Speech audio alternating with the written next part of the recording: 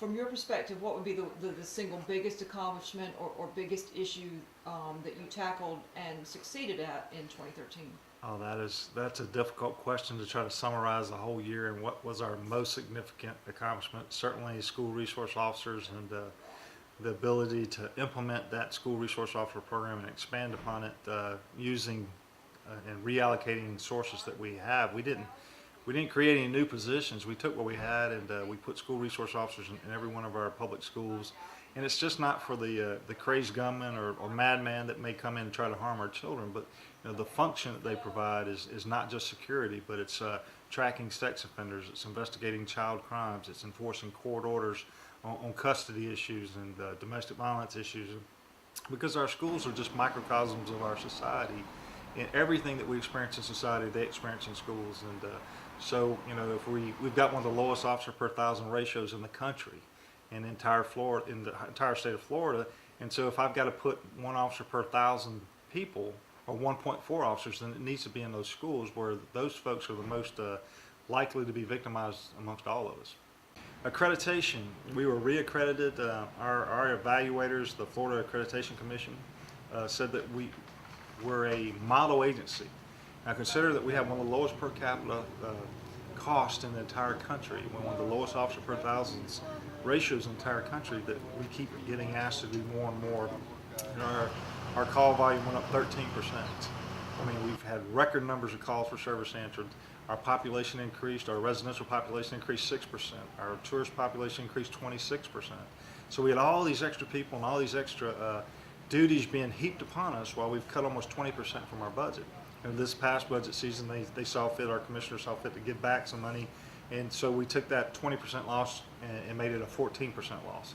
So we're moving in the right direction, but how do you serve a customer that doesn't necessarily understand your budget issues? Our citizens don't want to hear the sheriff say, hey, we can't afford to provide you security at the hospital for Baker Acts and Mental Health Board and Marchman Acts.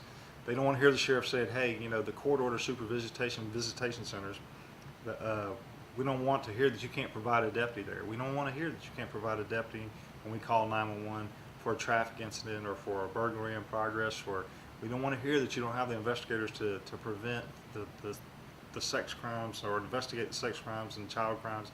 They don't want to hear that. So you have to be proactive in the whole budget process, because everything we do is we've got limited resources and we've got to prioritize how we use those resources. And again, I go back to the accomplishment this agency has made this year it's hard to summarize. We did so much more with so much less than our counterparts, our agencies of similar size and similar population. The number of arrests made, the number of civil, we served almost 17,000 pieces of civil service process. Subpoenas, writs of replevin, I mean, the list goes on the court documentations, because we are officers of the court as well.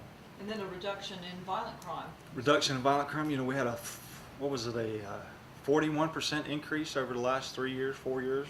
And this year, it's amazing that it comes on the heels of a budget increase, but we had a 10.6% reduction in violent crime. While the rest of the state of Florida was enjoying a 41-year low, our violent crime rose 41%. It's because we kept butchering our budget.